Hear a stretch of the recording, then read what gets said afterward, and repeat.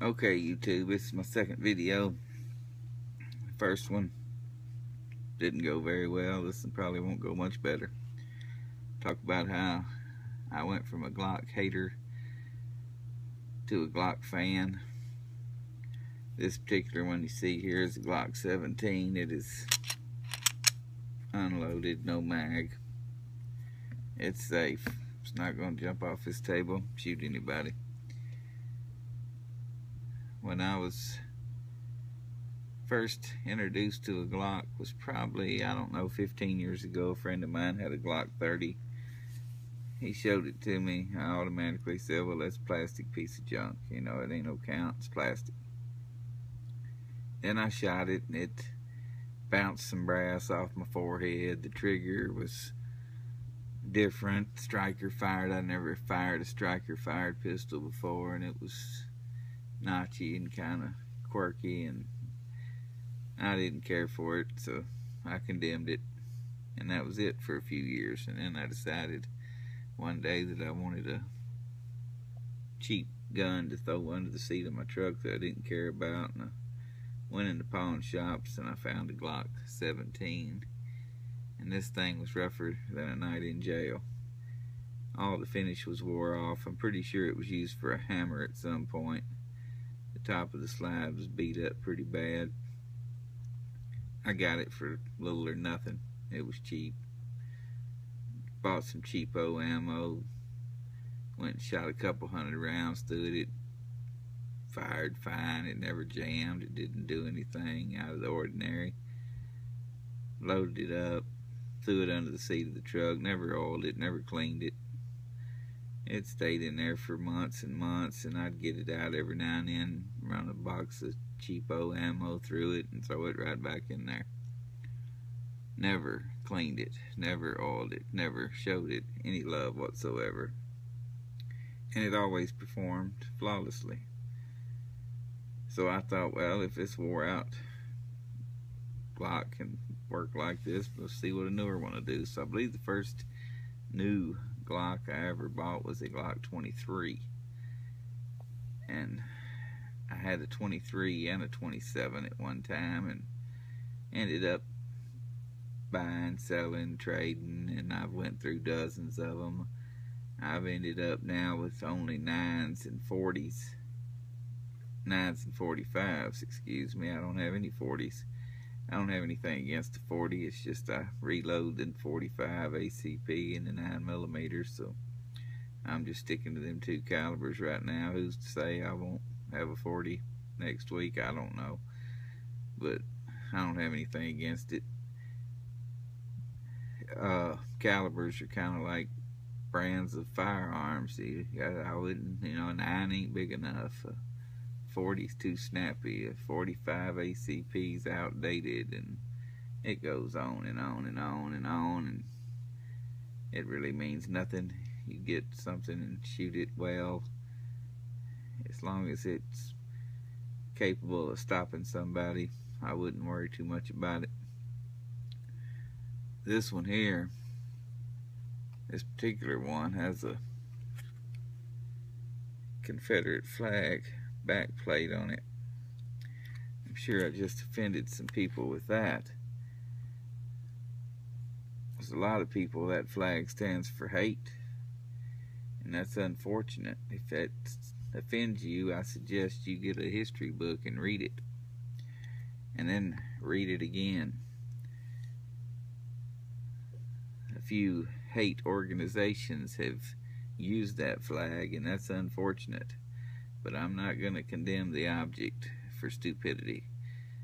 Stupid people is the problem with that, not the flag. Americans died fighting for that flag, and that's what that flag means to me. Just as Americans have died fighting for our United States flag today. I'm not going to blame that flag for racism, and I'm not going to blame a gun for shooting somebody like our politicians do. Now, it's funny, I've never heard them blame a Boeing 757 for the terrorist attacks that occurred on 2001. And I've never heard any of them try to blame Ford or Chevrolet or Chrysler or Toyota for all the thousands and thousands of people that die because of drunk drivers every year.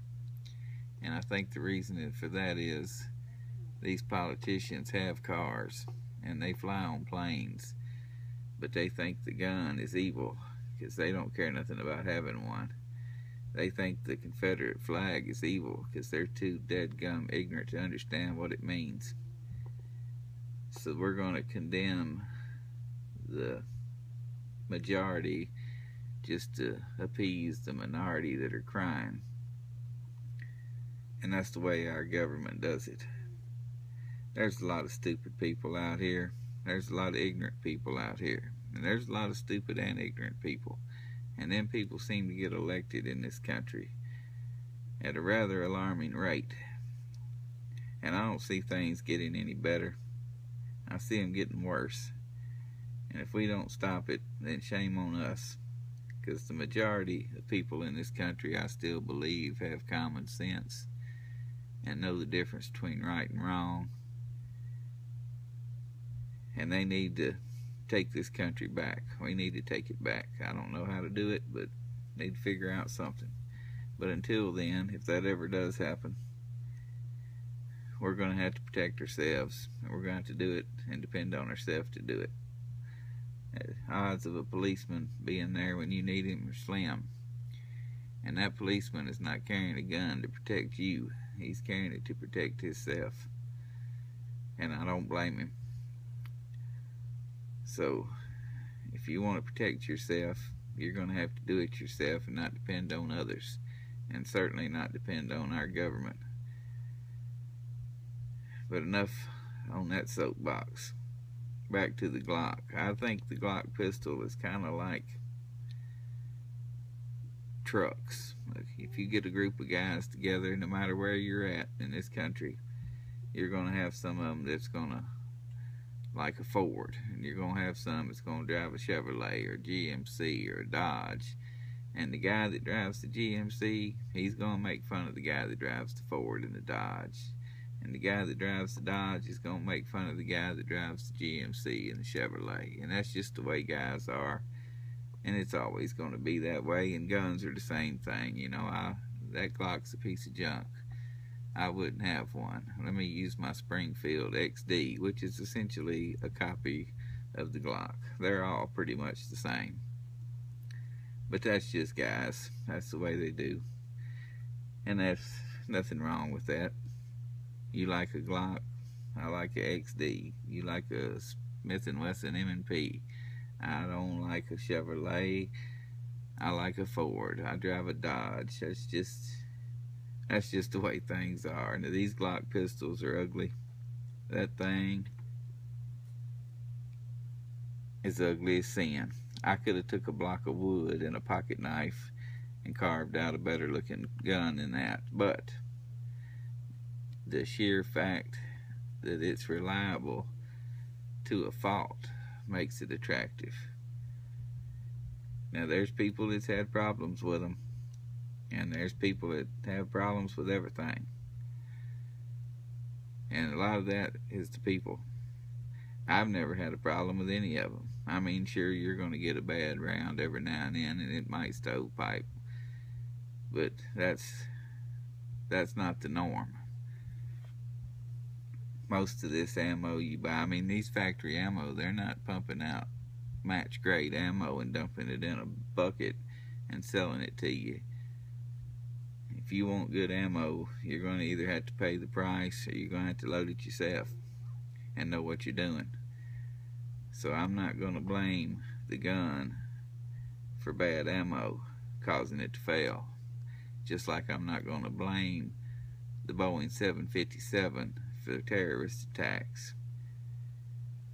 That kind of ignorance spreads like wildfire. Terrorist fire, watch out, terrorist fire to get us all. Need to outlaw fire. But if you hate a Glock because you had a Glock and you can't hit nothing with it, well, that's alright too. I've had some I couldn't hit with. I had a Glock 36 single stack 45. I could not shoot it to save my life. It wasn't the gun's fault, it was my fault. But I could never get it where I could hit consistently with it. I got rid of it. Not the gun's fault. It's my fault. It's my problem, not the gun's problem. But we're living in the land of offended. It can't be my problem. It's got to be something else. Now, I can shoot this Glock 17 well. I have done a lot of work to this trigger, and it's down to just a tad over 3 pounds. And I can wear out these targets with it all day long. Now, I have a Glock 21. I don't shoot it as well. Probably because of the recoil, maybe because the trigger, and I'm sure it's because of the trigger and the recoil. That's all it can be. But that's me. That's not the gun. I'm not gonna put any accuracy test in a review of a gun, because that's on me. That's on the shooter. If I take this gun out here and shoot 4 inches low and to the left 25 rounds and say, well, this gun ain't no count, it's shooting low and to the left. Well, that's not the gun's fault. That's my fault every time. So that's just the way the gun is. That's the way the shooter is. That don't matter how good a shooter you are. That don't mean anything. You need practice. The more you shoot it, the better you're going to get. Don't condemn the object for the shortcomings of a person. But I've become a Glock fan over the years, and I'll continue to be one. Because when I was saying they were plastic pieces of junk, that was my ignorance. I didn't know any better. I learned. I lived, I learned. Now I know better. So don't condemn something you don't know anything about. And certainly don't condemn something because you don't know anything about it. Get a book. Read about that flag. Read about the people that died for that flag. Get a book. Read about a Boeing 757. You'll learn they can't take off and fly into a building by themselves. AK-47 or an AR-15 can't jump out of some lunatic's trunk and shoot up a bunch of people. A car ain't going to drive down the road and kill people unless it's in a Stephen King movie. And you want to talk about a Stephen King movie, there's a scary clown in a Stephen King movie that'll keep you up at night. Now that is real, because we've elected a bunch of them. Washington, D.C. is full of scary clowns that keep me up at night. So let's think about that when we get ready to vote. And let's think about protecting ourselves and not depending on the government to do it. And that's all I got, I guess. Thank you for watching.